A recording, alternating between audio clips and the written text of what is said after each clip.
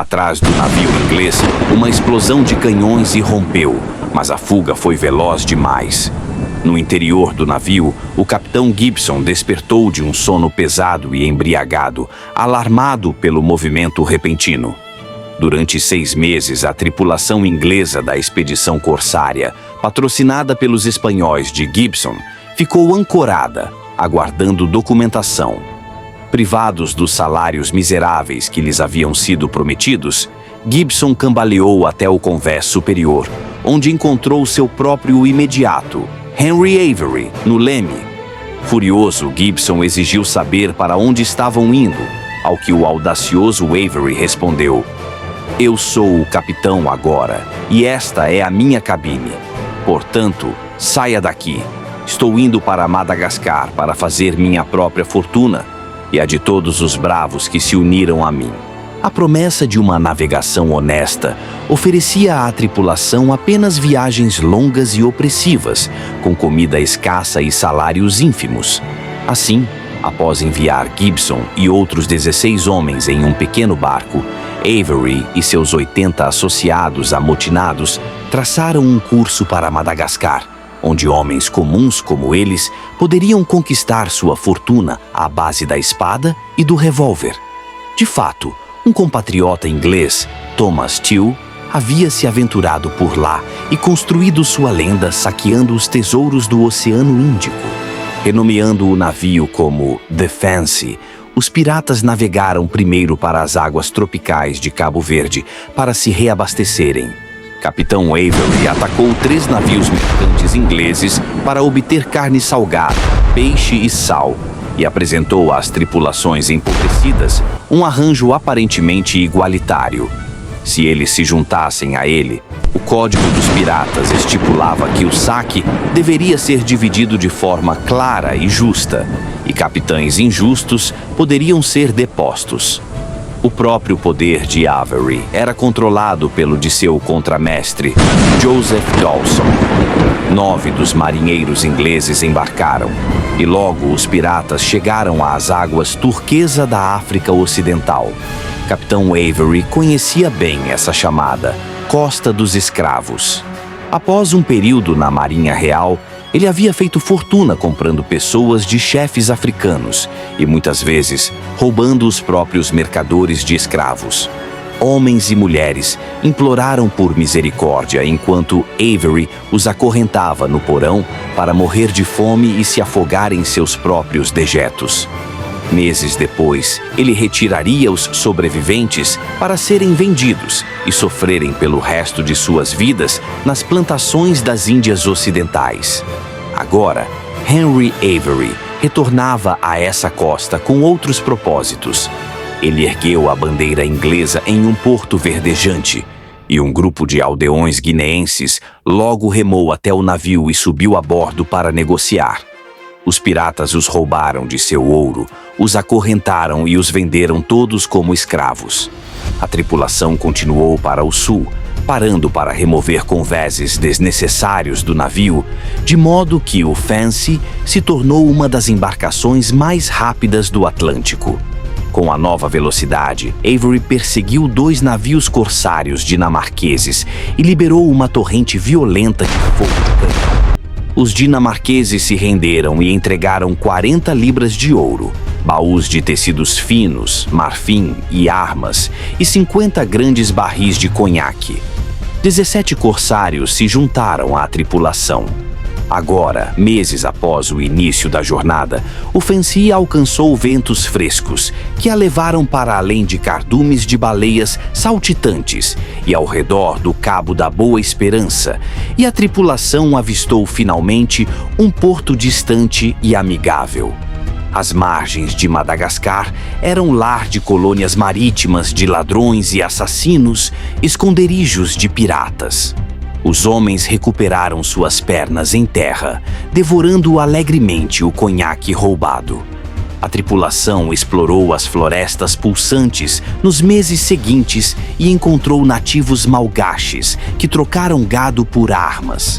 Havia risco em se aventurar longe dessas margens, pois a Companhia das Índias Orientais patrulhava esses mares, seus navios bem armados, entregando anualmente à Inglaterra uma fortuna em chá, têxteis e especiarias da Indonésia, China, Pérsia e do grande Império Mughal da Índia. Lucros exponenciais enchiam os bolsos dos nobres ingleses, de modo que a Companhia das Índias Orientais se tornou ao mesmo tempo um monopólio privado de comércio e um verdadeiro Estado-nação, agindo em nome do rei da Inglaterra, reivindicando violentamente territórios estrangeiros com seu próprio exército e marinha mercenária. Ameaças ao comércio da companhia por concorrentes ou piratas seriam punidas. 3 navios da companhia avistaram o Fancy, procurado, após Avery ter atacado um navio pirata francês e recrutado 40 de sua tripulação. Eles iniciaram a perseguição, mas relataram que o Fancy, agora modificado, velejava tão rápido que não temia quem o seguisse. Este navio, sem dúvida, entraria no Mar Vermelho, o que provocaria um clamor na Índia. De fato, na entrada do Mar Vermelho, uma frota de peregrinos retornava de Meca, carregada de tesouros e concubinas, com destino à Índia, cujas classes dominantes se adornavam com pedras preciosas e ouro. A maior e mais valiosa embarcação da frota pertencia ao próprio imperador Mughal, Aurangzeb, e era chamada de Ganj Sawai, ou The Gunsway. Contornando o chifre da África, Avery navegou até o porto de Mocha, na Somália. Os locais recusaram suas ofertas de comércio, então os piratas incendiaram a cidade. Civis se dispersaram e Avery, em retaliação, demoliu a mesquita sagrada deles. Prosseguiram até a ilha vulcânica de Perim em agosto de 1695 para aguardar a frota de tesouros Mughal, onde descobriram que 5 outras tripulações de piratas haviam chegado com as mesmas intenções. No leme de um navio chamado Amity estava a própria lenda, Thomas Tew. Os capitães se reuniram em um tumultuado conselho de piratas, onde prometeram honrar Henry Avery como o capitão de uma frota pirata combinada. 6 navios e mais de 400 homens. A queda da noite proporcionou cobertura para a frota Mughal, que escapou para o Oceano Aberto. Mas seus navios mais valiosos, o Fateh Muhammad e o Gunsway, ainda ficaram para trás. Os piratas iniciaram a perseguição. Thomas Tew levantou a bandeira negra contra o Fateh Muhammad, mas os mongóis revidaram. Uma bala de canhão rasgou o abdômen de Tew. Suas entranhas caíram em suas mãos e ele desabou morto. O Fateh Muhammad capturou parte da tripulação e seguiu até que, algumas noites depois, uma forma negra surgiu à frente. O Fancy abriu fogo contra o Fateh Muhammad e, após alguma resistência, os mongóis se renderam. Avery libertou seus prisioneiros e saqueou seus tesouros. Mas a verdadeira fortuna, o Gunsway, ainda navegava à frente. Os piratas avançaram com toda a força em sua perseguição. No Gunsway, os mongóis avistaram o Fancy. Superavam a tripulação pirata em quase 5-1 e possuíam o dobro de canhões. Mesmo assim, Avery não hesitou. Gritou para atacar. O Gunsway absorveu a saraivada. Os mongóis prepararam-se para revidar, mas um de seus canhões falhou e explodiu. Artífices mutilados foram retirados das chamas enquanto os mongóis se aglomeravam no convés principal. Avery lançou outra saraivada e uma bala de canhão atingiu o mastro principal do Gunsway. As cordas desabaram e se estilhaçaram enquanto os navios de Avery se aproximavam. Os piratas começaram a escalar o Gunsway por todos os lados. Avançaram por entre nuvens de fumaça, travando ferozes combates com os defensores mongóis. Após horas de batalha, o Gunsway capitulou. Avery observou enquanto seus piratas queimavam e torturavam os marinheiros indianos até que confessassem a localização de todos os tesouros escondidos a bordo. Cadáveres espalhados decoravam o convés ensanguentado, e lá estavam as peregrinas, sobre as quais os piratas se impuseram repetidamente durante dias. Várias mulheres cortaram suas próprias gargantas ou se afogaram para escapar da mesma depravação. Toneladas de esmeraldas reluzentes, ouro árabe, marfim e seda foram levadas do cenário desse massacre para o Fancy. Este foi, talvez, o tesouro mais valioso já roubado. Avery pegou sua parte colossal e o contramestre Dawson dividiu o restante entre os homens, garantindo a cada um uma fortuna equivalente a uma vida de salários de marinheiro. Aos olhos do imperador Aurangzeb, a Companhia das Índias Orientais era responsável por proteger os mares e garantir a segurança das rotas comerciais. Quando os relatos do ataque chegaram ao imperador, sua ira foi imensa. Ele considerou o ataque pirata uma ofensa pessoal e uma grave violação da paz. A Companhia das Índias Orientais, temendo perder seus privilégios comerciais, entrou em pânico.